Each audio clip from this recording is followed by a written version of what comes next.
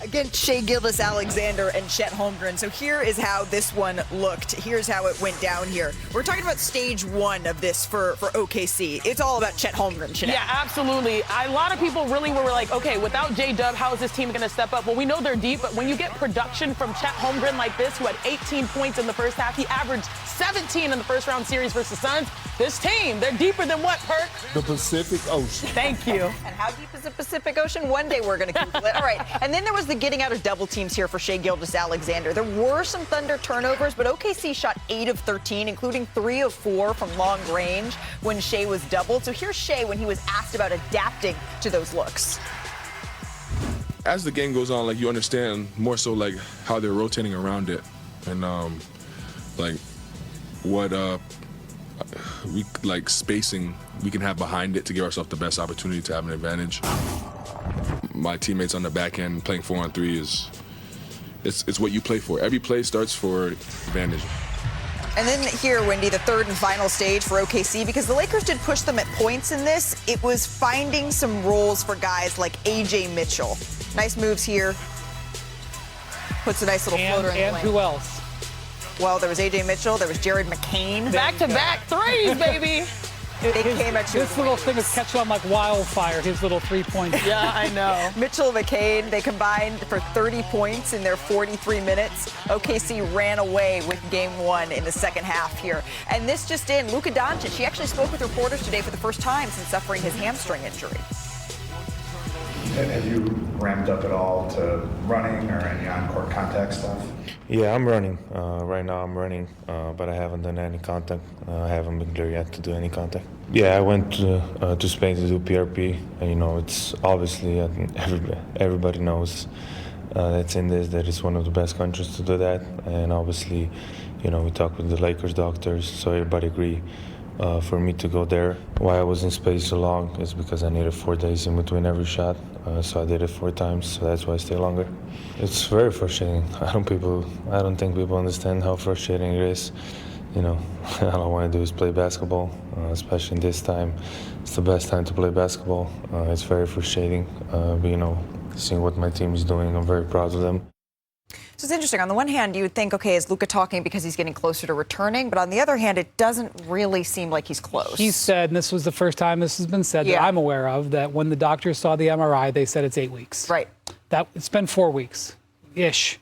So, I mean, maybe he's ahead of that timeline, but that is not somebody who looks like they're coming back in this series. So they can't necessarily rely on the fact that they're going to get Luka Doncic back here, Perk. So in order to climb back into the series, because there's time you looked up and this was a 2-point game yesterday, what do the Lakers need to do? Well, LeBron need help offensively. They scored 90 points. Let's be real. He talked about it post-game and talked about, yeah, we're missing Luka, obviously, but you still got Austin Reeves. And anybody seen him? Can somebody tell them that the playoffs has officially started? So let's talk about Austin. Did you know, Perk, that Austin has never had a 25-point game in the playoffs? No, ever, I didn't. In his postseason career. The most he's had is 23. And what's crazy is the time is now. He is auditioning. Like, I questioned during the regular season, and I asked y'all, we were up here, and I said, if you're the Lakers, do you build around Luka and Austin Reeves? Are they your future? Can those two guys get you to the promised land? I don't want to take a dollar out of Austin Reeves' pocket. He had a phenomenal year.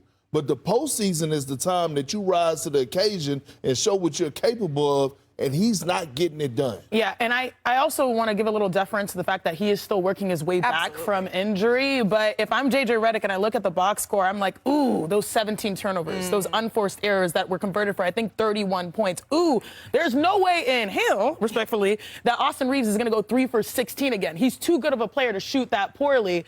And then last but not least, you got that surprise factor from Luke Kennard and those other guys that were support. Like, it felt like you wasted a LeBron James vintage game because it's going to be hard for him to get that type of production moving forward. Yeah, last round, the big thing was Luke Kennard, Marcus Smart, really were able to hit those shots to help out LeBron. Last night, you throw in Austin Reeves with those two guys. Guys, it's 8 of 35 with 8 turnovers for those 3 guys. And look, I'm not saying that I'm expecting them to all go out there and score 25. But if you're going to pull this upset off, you need some help from guys like that. And they got a little help from OKC because Shea was human. Yeah. He's normally a superhero, averaging 30. He only had 18 points. But let's be real. I don't expect much out of Marcus Smart and Luka because you are going against Luke Kennard, excuse me. You are going against one of the greatest defensive teams that we've ever seen. Sure. But Austin Reeves, if you're him, if you're one of those guys that's going to be a maxed out guy, a franchise guy, damn it, you got to show up and show out. But without J-Dub, that's what allowed LeBron James to get that loose, and the fact that it's LeBron James. Without J-Dub on the other side, I'm not sure that OKC has an answer for him in particular if he can just get a little bit of help. But you know what we know? That J.J. Redick, he's not going to let those guys go. You're going to hear a very quick whistle and calling a timeout. He called so many timeouts. And then he stomps out on the court and says, "No, we're not doing this like that." Well, so big news here, and that means we bring in Big Shams. Shams Charania, our senior insider, is with us. What exactly led to Philly's decision, Shams, to rule out Joel Embiid, especially so early in the day here? Like, I'm told Joel Embiid woke up with increased soreness and pain in his hip and ankle, and he ended up having additional treatment as the morning went on, spent the majority of the morning on the training table, was not able to participate in shoot-around. But when that ankle and that hip just was not responding to treatment and additional aspects that he worked with the medical staff, the Sixers were the ones to make the decision to rule him out tonight against the Knicks in Game 2 in New York. They are the ones that stepped in and essentially have kept him out. We know Joel Embiid loves to play and has tried to play through different ailments over the course of time, but now Tyrese Maxey, VJ Edgecombe, Paul George will play on without him in Game 2. His status uncertain moving forward. All right, so we certainly know the Sixers team has experience without Joel Embiid, but they are without him here for this Game 2. Shams, thank you so very much for that insight as we welcome you inside our Los Angeles studio. NBA champ Kendrick Perkins, former #1 pick Chiney Ogwumike, the best in the business, Brian Windhorst. Perk, Wait, no. And we have Dr. Malik. Doctor. That's why I'm wearing the pilot purple today. We're not going to gloss past that. Yes. Well, Where's your hood? Where's the hood? Where's the cap? Dr. Andrews for the rest of the show. However, not the kind of doctor that can diagnose what is going on with Joel Embiid here. Do not trust me with that sort of medical advice. But Perk, big man to big man, what do you think the Sixers' chances are? No Joel Embiid in this game, too. No chance. You say Really? No chance. You see the way the Knicks been playing basketball over the last 4 games, offensively and defensively? They need Joel Embiid. And I'm to the point now where it's not just unfortunate if you're a 76er fan. It's frustrating.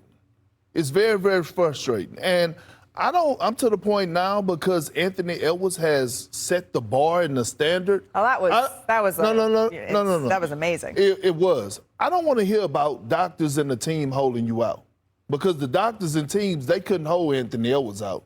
Anthony Edwards went in there and put his foot down and said, I'm going to play. I'm going to be available. I get it. Joel Embiid, right, his history is long when it comes to his injuries, but damn it, man. This is so much of a disappointment. Like, it really is. Look, different year, same story. Yeah.